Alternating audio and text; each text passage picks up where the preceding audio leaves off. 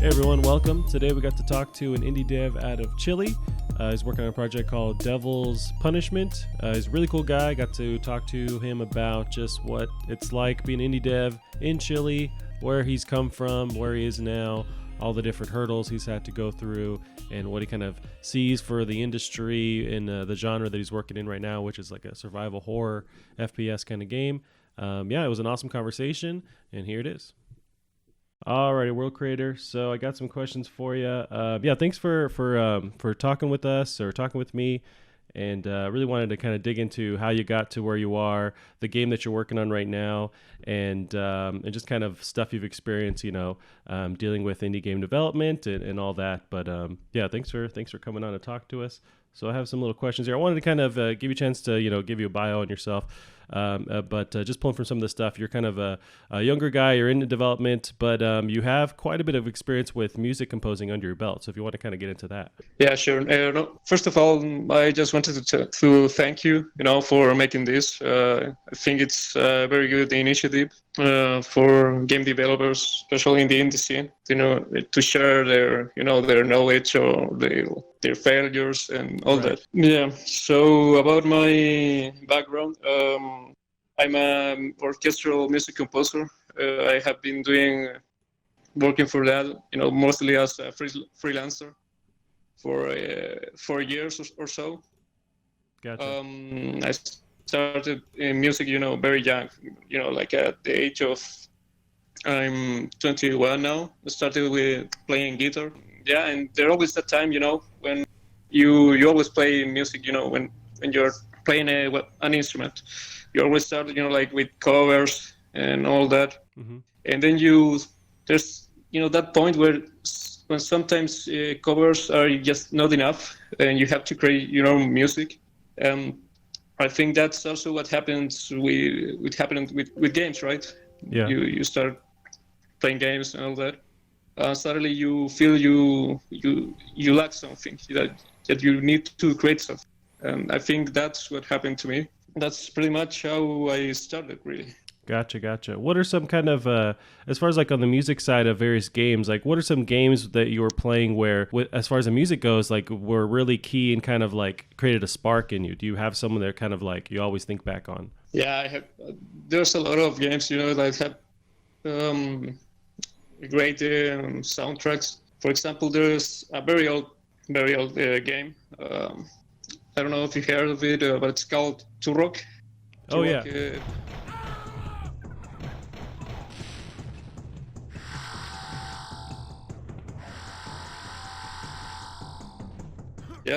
Yeah. I think there was, like a lot of previous games, like a couple of them. Gotcha. I think that actually that's like probably my first game that I ever played, and the soundtrack is just beautiful. It's very well composed. Gotcha. It's pretty awesome. Nice. I don't know. There's a lot of them, but I can't really think of any other than that one. I mean, probably a game that's called The Punisher. I don't know if you ever played that game. Was that one of the first ones where you could use the environment and kind of like interrogate people? And there was like, I remember like there's a piranha tank at some point, and yeah. Yeah, it was pretty cool. Yeah. And I remember the game, and it also had like really, really good soundtrack. Yeah, that's awesome. Those two are like the only ones I can think right now. I know with Turok, like when you bring that up, that's actually a great game for sound cues for music, because I remember like your footsteps have impact. There's the guys that you're shooting, like if you get them in the neck, they have that weird like that curdling, like they're trying to breathe audio effect. Like they really went into depth on the sound with Turok. Like that's one that kind of I don't think it gets enough praise. They really did a good job of creating the atmosphere. And are you thinking about that when you're now creating audio for games? Are you just focusing on, so you're doing like the music composing, but also are you thinking of building an atmosphere and a mood? Yeah, I always go for that. I always try to, recreate some sort of feeling that I want to evoke with a certain track. That's like, I always do that. And when I always compose something, I always do it, not just for composing it. It's truly something that I feel something when I hear it. Gotcha. Yeah, that's awesome. So now, are you currently going to school still? I'm in college, university right Yeah, now. gotcha, gotcha. I'm studying software engineering. Gotcha. Yeah, software engineering student. I remember you said that in your bio. So now, with Yeah. as far as like the music is your focus. Now, how does that transfer over? So with this project Devil's Punishment, you're taking on a lot of these different hats and a lot of these different roles. So how did you kind of transition into starting this project? Yeah, it's actually something I had in mind some time ago. I like this all this horror theme stuff. It's pretty cool, and I thought Oh yeah, I could compose. As I'm a guitar player, I thought that I could compose a full album, conceptual album based on a story that I had in my mind. But then I realized that I didn't have the software and the necessary equipment to do that, mm, and everything. All that is really expensive, and also you need to have. If you want it to sound really good, you have to have real sound, real drums, and gotcha. all that, and you need to hire people, and that's all that process is pretty expensive. Yeah, I Um, imagine. Yeah, yeah, so I thought I could write a book, that's something cheap. I thought, yeah, that should be easier to do. yeah. But then I discovered that I wasn't really that good of a writer either. Mm, So I thought, well, so what could I do now? Then I started.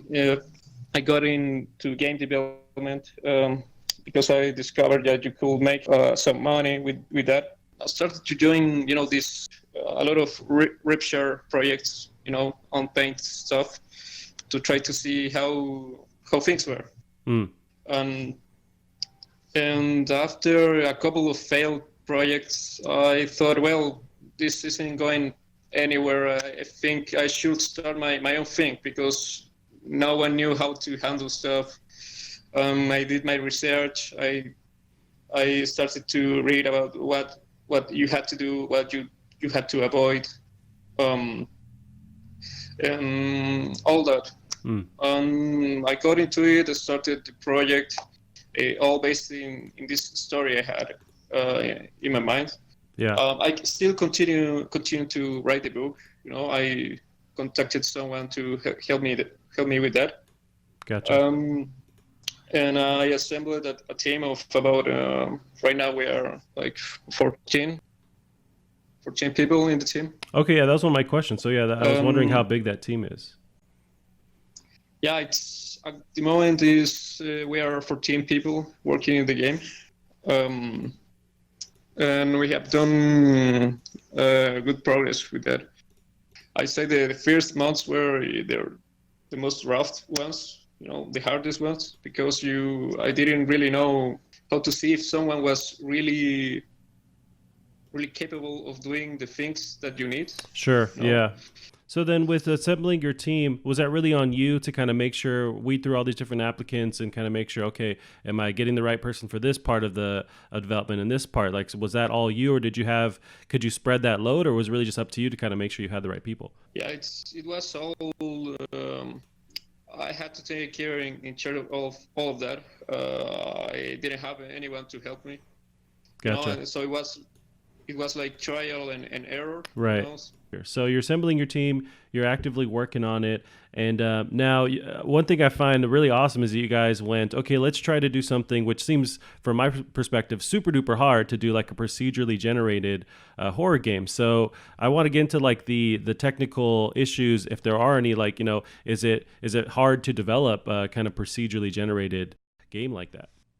Things right in game development.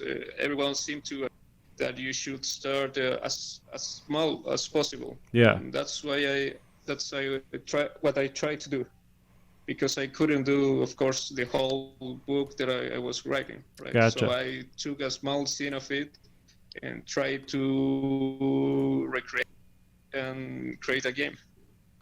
Um, I also started this because I didn't like the current horror gaming scene, Yeah. because there were like many copies of another game. For example, all these walking simulators that try to copy Amnesia, and right now, more recently, have tried to copy this PT thing.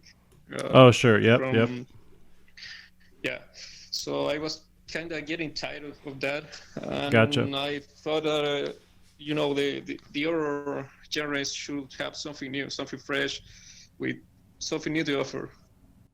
Yeah, I agree. Now, I get vibes too with your. Sorry to cut you off. I get vibes with your game where I don't know if that's the right praise, but I think so. Like I grew up really loving the Dead Space kind of genre, or like that what they started with those games, and I get that vibe a lot in your games. Also, almost like a twisted like Fallout kind of vibe with like just the 3D aspect and how you're building the world. I don't know if you have any influences are coming into this game, but like what are some of your horror influences as far as games go?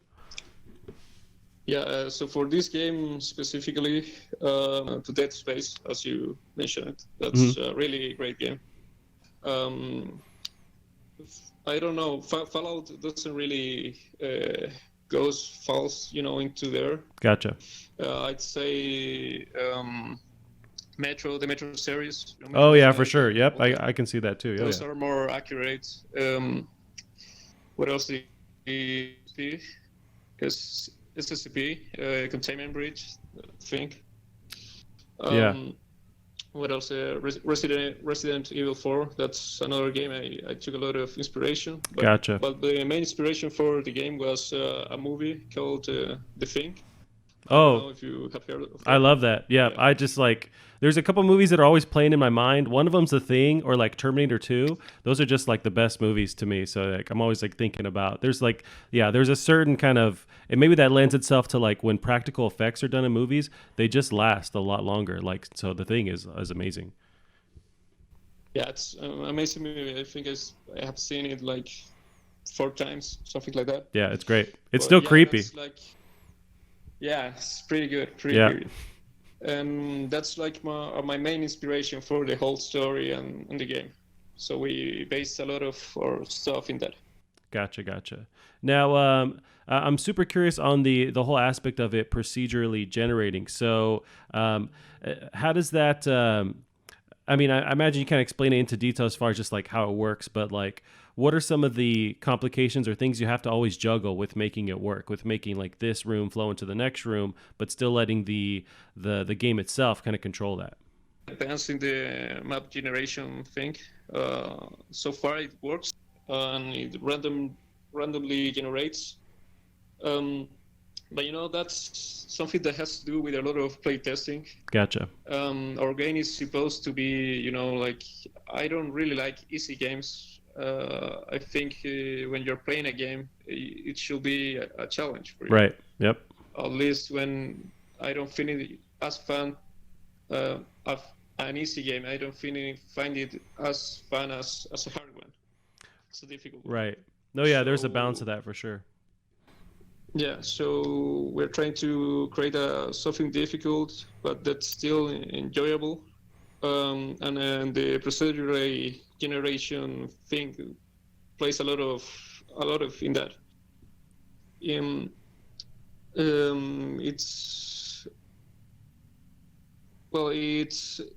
It's as I said, it needs to be tested and all that. Mm-hmm. And we added that aspect because to have some replayability in our game too. Right. No, that's a strong. I feel like that's a big incentive because you can. There's always a reason to come back and play it if the experience is always changing, a little bit. So I love that idea.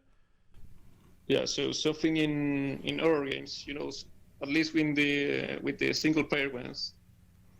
Not with all of them, but we try to play a lot with the unpredictability of things, Yeah.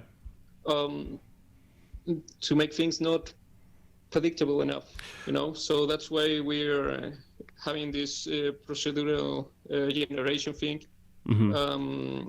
and having we plan on having a very complex AI to make all that something that you can't predict, and Gotcha. to make every experience not like the not like a previous one. Yeah, no, and that's a big deal, especially with horror games. As soon as the player's comfortable, I mean, then it's not scary anymore. And you do, at the same time, you do want to balance, like, you don't want to just fry their nerves for sure, but you do want to make sure that they're not fully, at ease, because that's the whole thing. You want to keep them just like guessing and thinking and scared. So, yeah, I like that idea of just always changing the map a bit every time so they're just never fully comfortable. And with normal single player horror games, if you played it once, you can count on, okay, I know where the jump scares are, that kind of thing. And so if you turn it on its head by adding that generating ability to it, then yeah, it's always something different and fun. Yeah. To further explain more in the map generation, it consists in two floors, two levels. Okay. First floor and second floor, and we have all these rooms that each one have a random generation of the objects in that room, and every room is connected by these long corridors. So it's Okay. sort of like a maze, and all that it randomly generates every time. Gotcha. Yeah. Now I had a question too, as far as like with composing music for a game that that the levels are changing on you, the mood is possibly changing on you. Are you kind of do you have to wrestle with how to pace the music in a certain way when the gameplay can change, or can you kind of have it where it can adapt somewhat to whatever's going on? How are you tackling that? For this project specifically,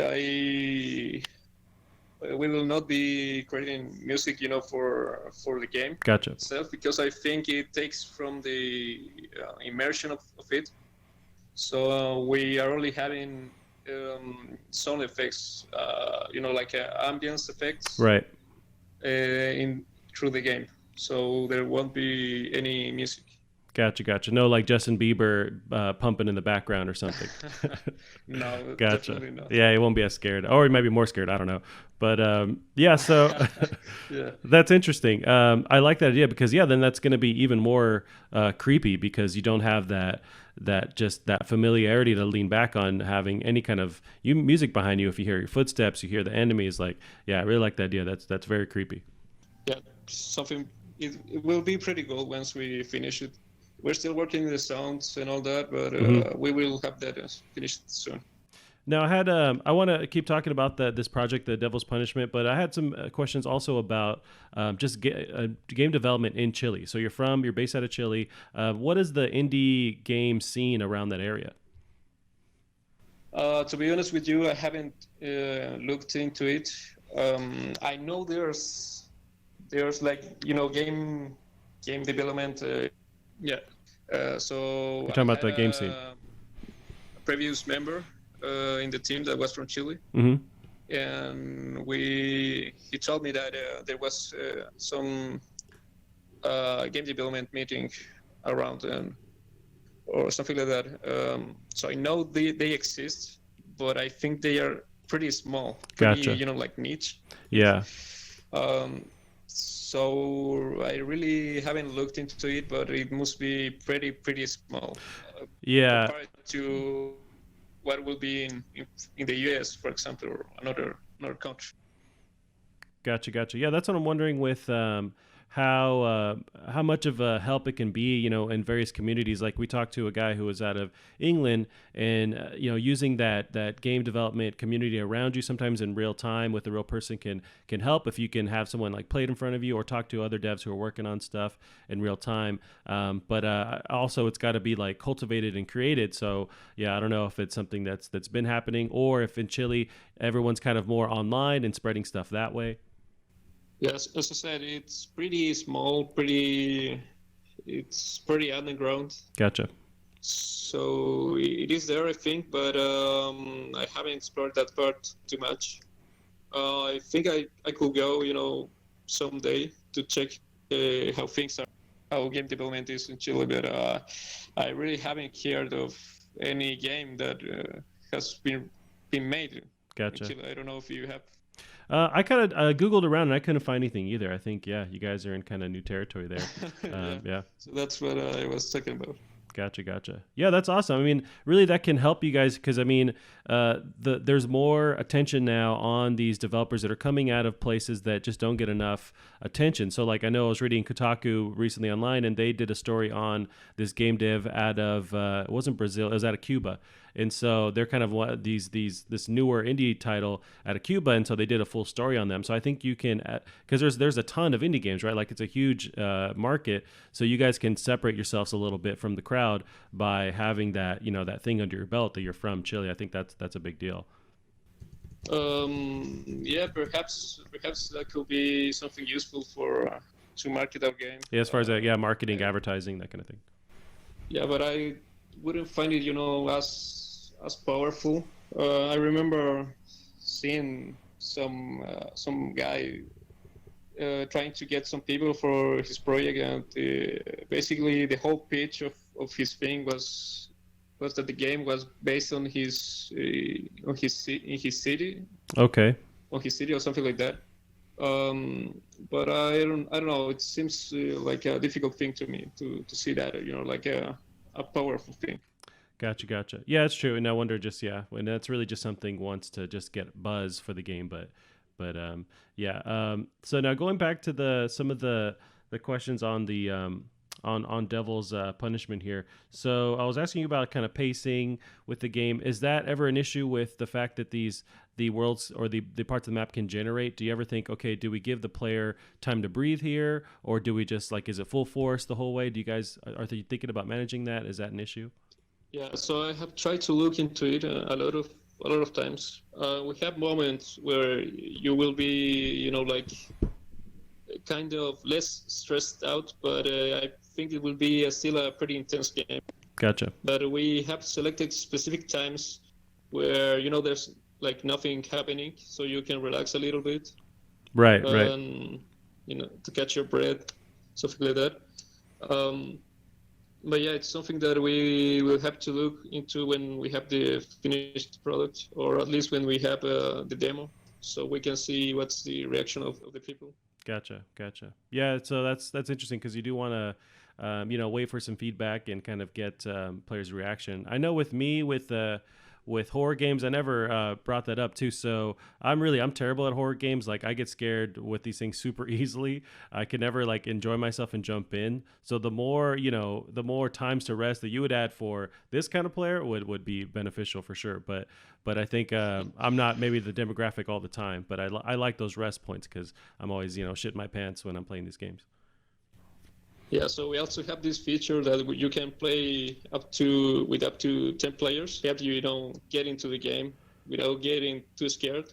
Of course, we have a mechanic that when every player dies, the game becomes more difficult. So you also have to take care of your teammates. Oh, that's a good incentive. Yeah, for sure. That's awesome. I remember in reading the bio, so yeah, there is that multiplayer aspect to it. So how is that another challenge? Just it seems like there's just layers of challenges now because you have the multiplayer aspect to it.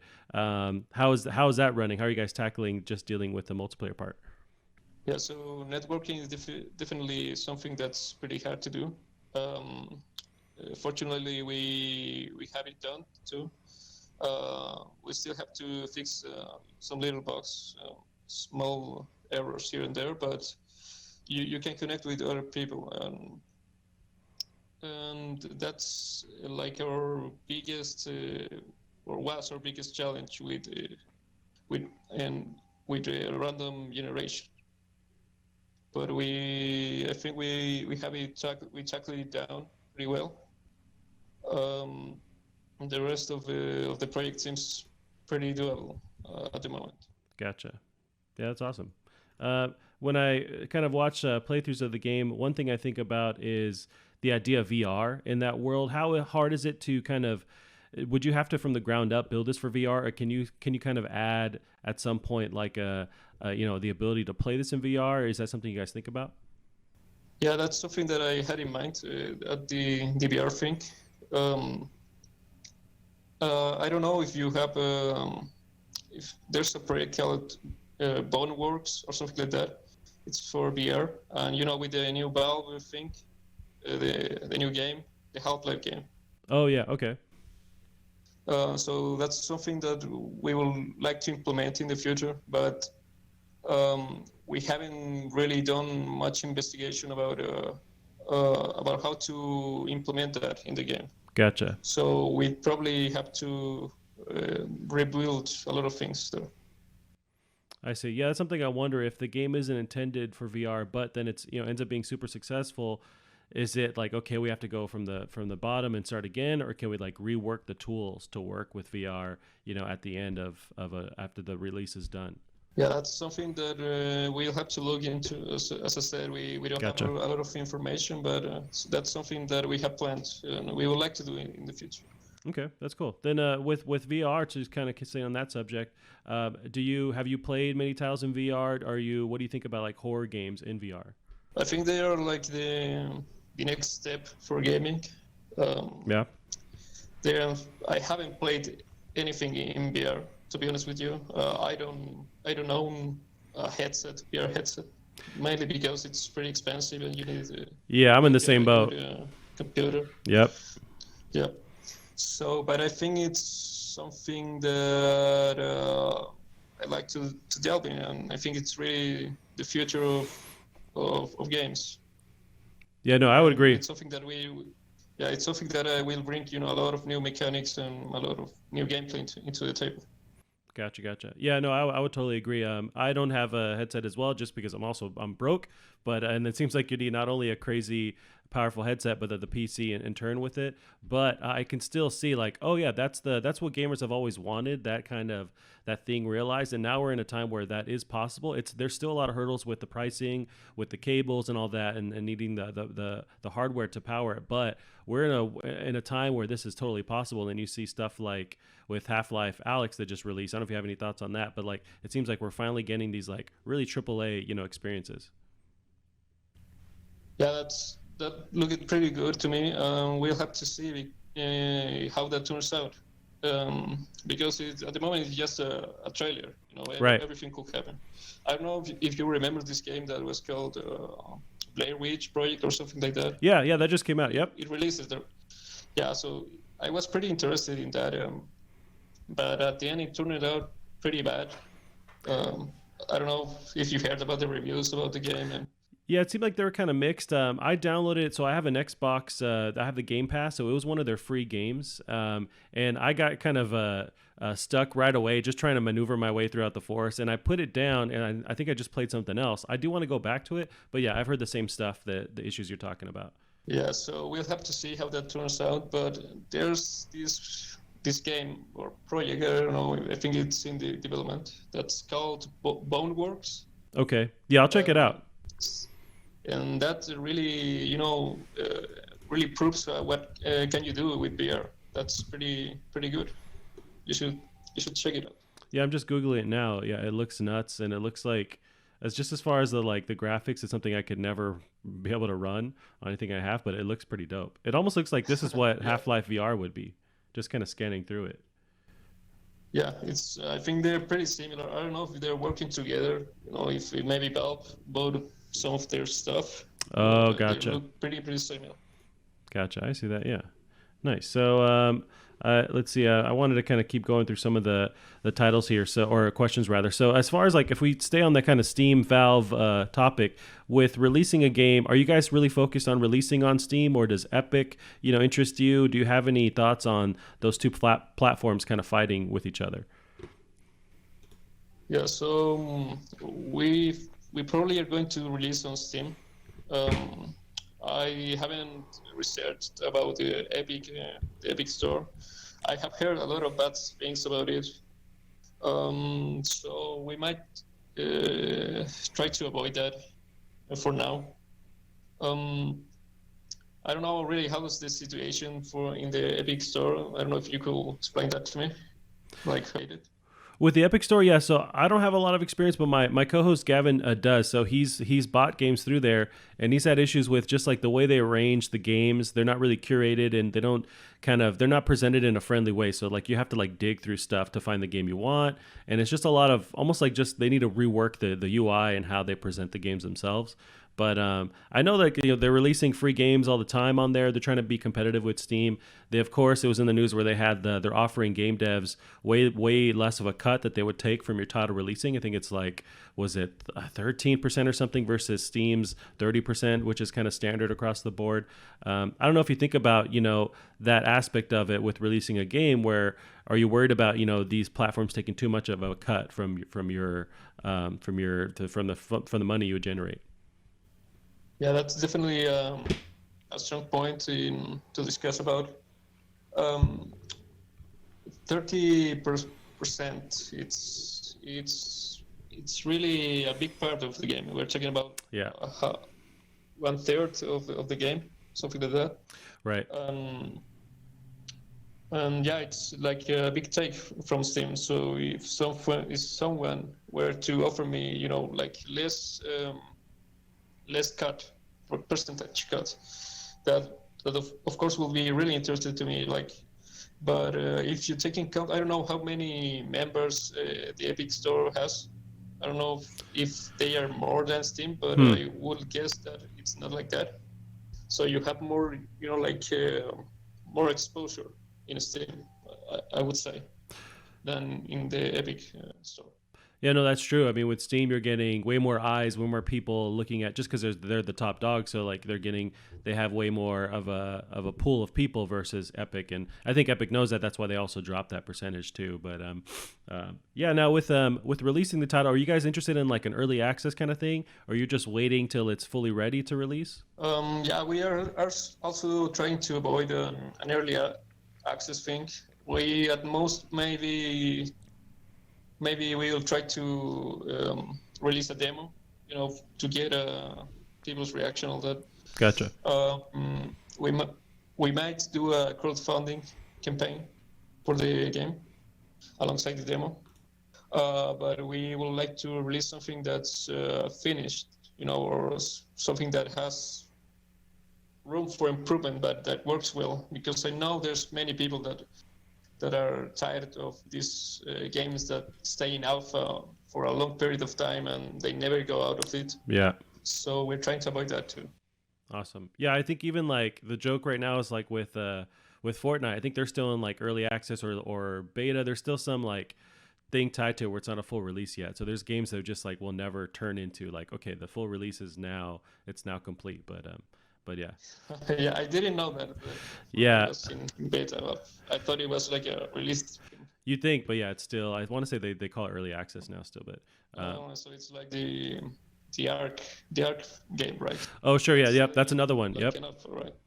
Yeah, it's another one. They see. Yeah, they keep saying. It's also that has that problem, right? Yeah, and I wonder if that just benefits them with like giving them time to work out bugs and stuff until it's fully. But I guess games are never really done. There's the games that still release that they still have patches afterwards. So, yeah, I'm not sure why they decide to keep it in that frame, but yeah.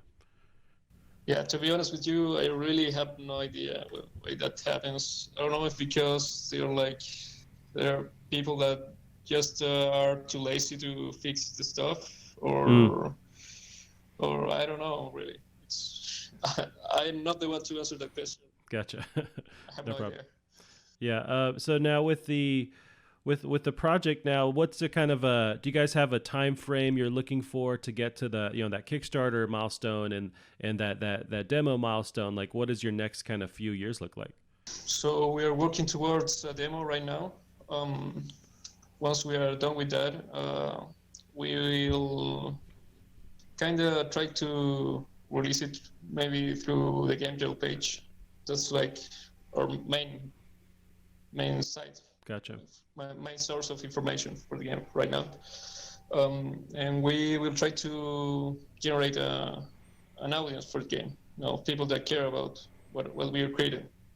And once we have reached a certain amount of members, we have created a big enough community, we will then we will try to do the crowdfunding campaign. And well, if the crowdfunding campaign is successful, we will invest in our game and we will finish it and we'll release it, and everyone will be in happy pants land. Right. They'll be scared but happy as they're playing the game. Yep. No, that's awesome. So I had some focus too on just like your experience with developing projects and gaming in general.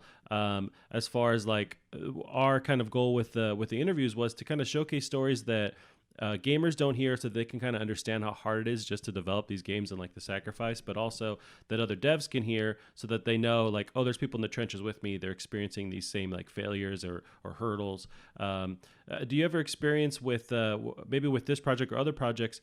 Do you try not to let the outside game or the outside releases influence you with changing your game to maybe something that's more popular? At what point do you decide, okay, I have an artistic vision, I want to stick with that, or do you go, okay, but they're doing this over here, should I add that to my game? Like, how are you thinking with outside influence? Do you let that seep in? How do you manage that? Yeah, those are good questions. First of all, when I wasn't in game development, I thought making games wasn't that difficult. At least for triple A companies, it may be like that, but for indie companies, it's really tough, man. It's rough. So once I got into game development and saw all these indie games, and I thought, wow, there's a lot of effort put in those. So I have been in a lot of projects in the past couple of years, and the problem with I think with people starting projects is that they either follow a trend or they start with a project that's too big for them, for an indie team, or they just lack motivation or don't know how to manage things. So there's a lot of projects that start every day, every second. You have all these new cool ideas, but they just stay there and they do not progress. They get forgotten, and whoever is managing them, they forgets about it, doesn't care, and people really don't know how to manage a team. And I think that's like one of the main problems with all these indie projects. And there's a lot of them, and all these games that we see and that we see that get released are really a very, very small portion. That we are talking about something that even small games take like months or years to create. Yeah. And personally, I try to not to follow any trend. I have always kept with what I think it's good. I don't look at our games and say, oh, that's something cool. We should change all the perspective for a game. That's something that happened with Fortnite, because I remember when I watched the first trailer, it was pretty different to what it is now. They jumped in the trend of the battle royale things and all that, and yeah, that's definitely not going to happen with our project. I don't like that. I don't like trends at all, so I try to avoid all that. Yeah, I imagine with anything artistic, you really you want people to enjoy it, to experience it. You want it to quote unquote, sell, make money, but you also want to manage like what your goal was in the beginning, and not just bending to what people want to see. Like that's always got to be that hard balance of following what you want to do versus like trying to be successful and how that works together. Yeah, I mean, you could try to jump on the trend, but as I said, that's like one of the main reasons why many projects fail, because they keep following the same trend, and it's basically you're creating a copy of another thing. You're not being original enough. It happens with music too. If you're creating something that's the same as other, it's like the same work that someone else did, then you're not being really original. You're not creating nothing new. You're not adding anything new to the table. Right, and you don't stand out. There's a band which I won't name now, but that's doing the same. that's well, it's doing something like that. But somehow it gets a lot of praise. Mm. I don't know why. I think it's really a cover band, a tribute band. Uh, and I think that sometimes happens with games too. Sometimes you jump in the trend, and there's people that don't know like anything better.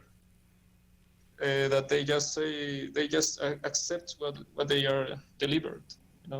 Because I think that there's a lot of good good games in the indie scene, but people tend to look just in the surface because there's not much exposure into the indie dev scene. So I believe that's why a lot of people might try to go into these trendy games instead of trying to search for something new.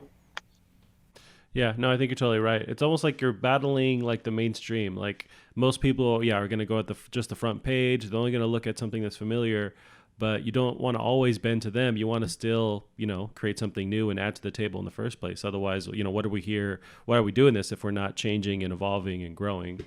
Yeah, exactly. That's all. I mean, games are, like for me, are like art. Because you combine, music, Oh yeah, combining art or all these elements. So you have like an infinite amount of possibilities.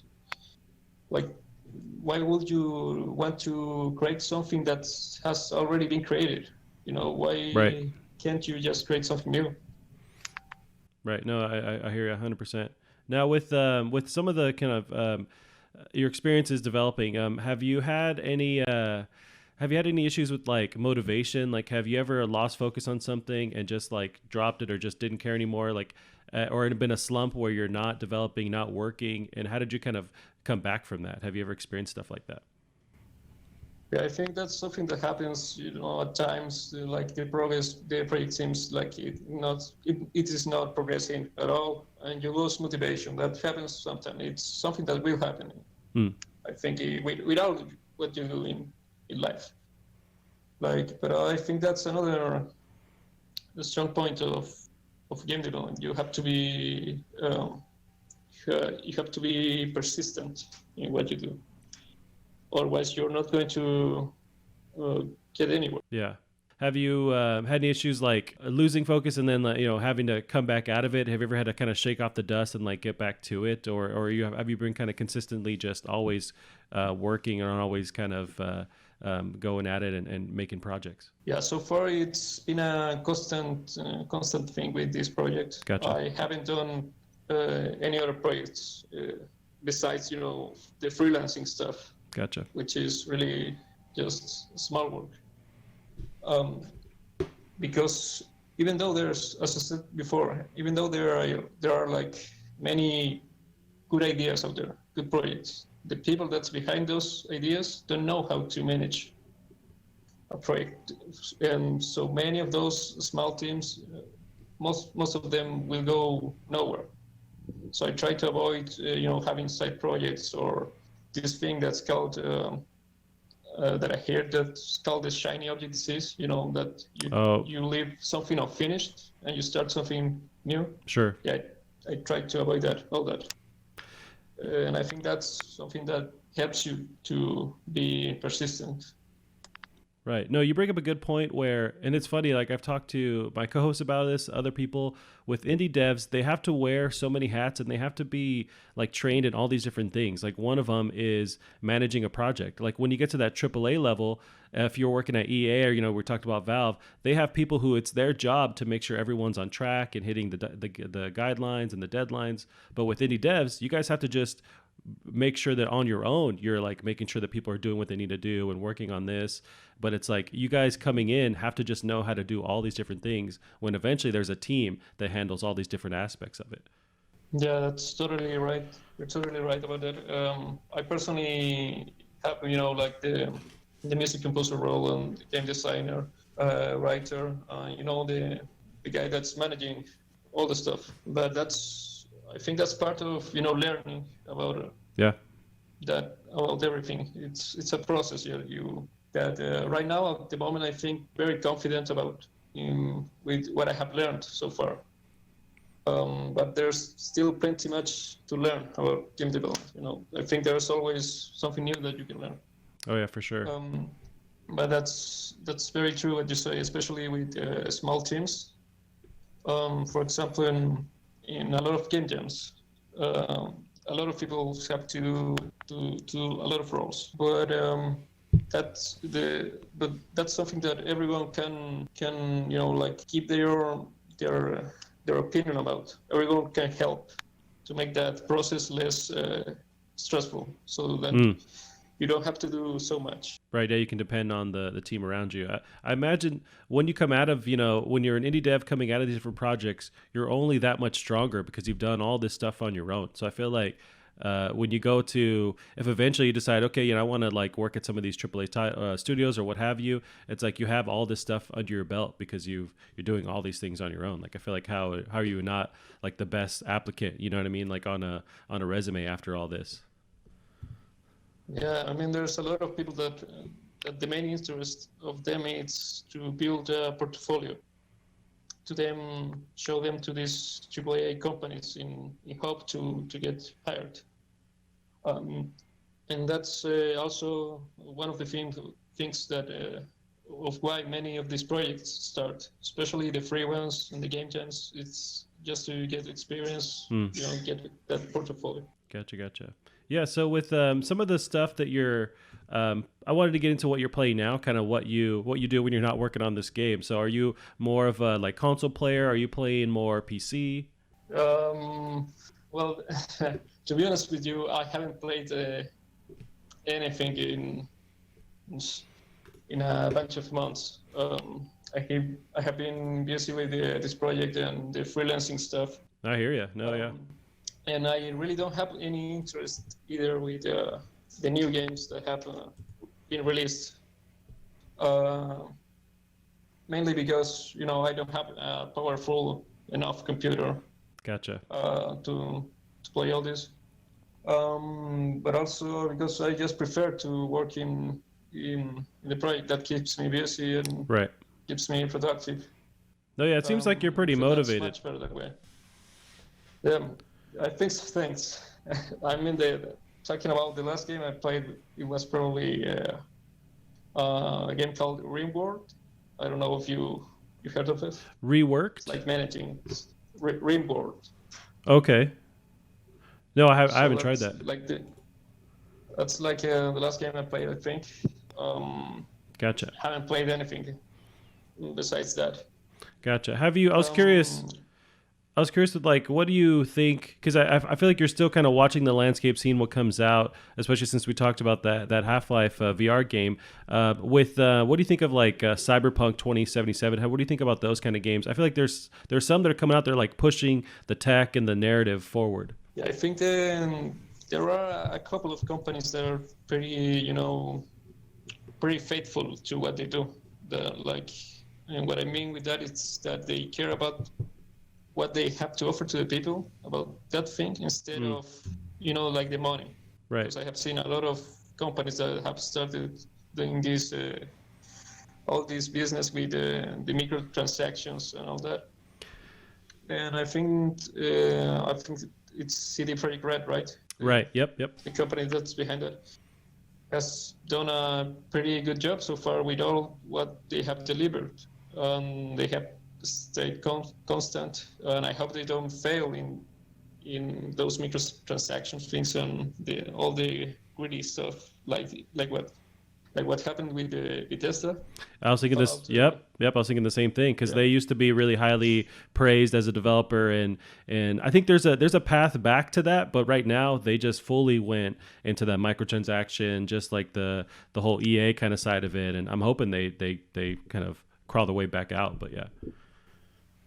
Yeah, I think it's pretty difficult at the moment, but it's a possibility. I don't know how they will do it. They will have to chop everything they have done with the new releases, right? I don't know. I think it's called Starfield, the new game. Right. Yep, that's our next gen one. So yep. I think they will have to see. I was watching some commentary about that the other day. About the Todd Howard using as involved in development anymore as he used to be. So that's why all these games have been, a failure Gotcha. or have been decreasing its level, because he just comes in there, sees the screens, and he's like, oh, okay, good, and he then just leaves. Yeah, just jumps in his I think Lamborghini that's and drives away. yeah, that's exactly what I was trying to say. I think there's a couple of companies that are doing things, the right way, or at least the non-greedy way, to steal more money for what they are giving to the public. Yeah, I feel like And I think, Rockstar is yes, another one who's I feel like they're super successful, but they put out something when it's ready, and they do what it seems like whatever they want. Like I feel like they're another one that is just kind of staying true to whatever vision they have. yeah, I think you're totally right with that. Rockstar has created a lot of pretty good games over these years, and they still continue to do that without falling in these business models that hurt players. Right. And that proves that you can still create something good, and you don't necessarily have to fall into this money greedy stuff. Yeah, that's where it gets kind of weird, at the top level, because there's so much money to be made that they have investors and they have people on the board that just kind of, even if you have devs that are at the bottom, like they just want to make a good experience. Like that's why I also feel for the Fallout 76 devs. I imagine they signed up to make a cool Fallout game, and then somewhere down the line, whoever at the top said, "Yeah, fuck all that. Let's make some money off of this," and then they changed the whole idea. Yeah, I think you're correct with that. I wish that hadn't happened, but it happened, and that's what we have to deal with now. Right. At least that's what they have to deal with now. And yeah, there's a couple of companies that still makes things pretty good. Stay true. I think that's what everyone should aim for. Yeah. Yeah, man. So I mean, we're at an hour here. I think we can end it. We talked about a lot of different subjects. We've focused on your game, Devil's Punishment. I'm really excited to see what you guys keep putting out. I keep forgetting that. So you're 21 years old. I mean, the sky's the limit for you, man. Like you're already starting right off the bat with this pretty awesome project. Like I feel like people around you in the same field, I don't know if they're putting out something to the degree that you are. So I mean, I my hat's off to you, because that's an awesome thing to come out of the gate with. Oh yeah, thanks. I started this early, because life is short. You have to make it count, right? Yep, for sure. So the earlier you start, the less you will regret in the future. So I said, fuck it, let's do this now. Yep, that's what awesome. do I have to lose? Right, you always gotta shoot your shot, as people say. You gotta try it and go for it, and you already are, proving that you have a voice, you have something to say. That's funny, because the kind of the idea with our interviews were to kind of showcase some of the like the depression, the hard times, like in times where it's hard to shake out of a rut and to proceed. But you're like, you just have all the motivation, and you're just like, hey, let's keep going, man. Like I need some of that. I need you to inject me with some of that motivation that you have, because I just have issues waking up in bed in the morning. Yeah, but I mean, failure is part of success. Right? For sure. Yeah. So you will fail, but you must continue, because it's not like the end of the world yet, right? So you have to still continue. As I said, a big part of finishing something is to be persistent, especially in this with game development. Yeah. To be persistent and all that. Awesome. So, I mean, we'll end it here. What I'd like to do, if you're interested in the future, come back to this in a couple of months and see where you guys are at and updates, and kind of keep following the project. But I want to give you guys time for sure to just, keep plugging away, keep working on it. But I don't know how that sounds to you. Yeah, definitely. I'd love to do that. We will be here talking again with your partner. Yeah. In a couple of months from now, or maybe that's when we will have something new to show. Awesome. So I will let you know.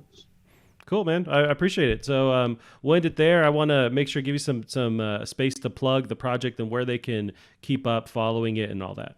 Sure. So you can follow our project, our sci-fi horror project in Game Jolt, and that's our main source of information.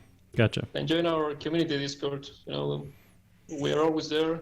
We all are always listening to people, and we are always looking for feedback for game. So yes. Awesome. And look for us. You got it. Yeah, and I follow your page too, so I'll just make sure as soon as you guys put stuff out there, I'll make sure and retweet it, resend it, and so people can stay plugged in and see what you guys are working on. But yeah, so we'll end it there, man. I appreciate it. Good luck to you guys. Keep working, keep plugging away. It's already a cool experience. Now, I'm such a wimp when it comes to these games. I don't know if I can handle it, but I will try once you guys actually put out a demo and see if I don't, just shit my pants while playing this. Well, that's part of the experience, right? Yeah, that's true. Otherwise, it wouldn't be an horror game. Yeah, that's yep. So maybe you have to bring, some toilet paper. That even more help. That's true. Yep. We'll figure it out. Yeah, cool. Appreciate it. Thank you for taking the time. Appreciate it. Yeah, thank you too. Bye. Bye.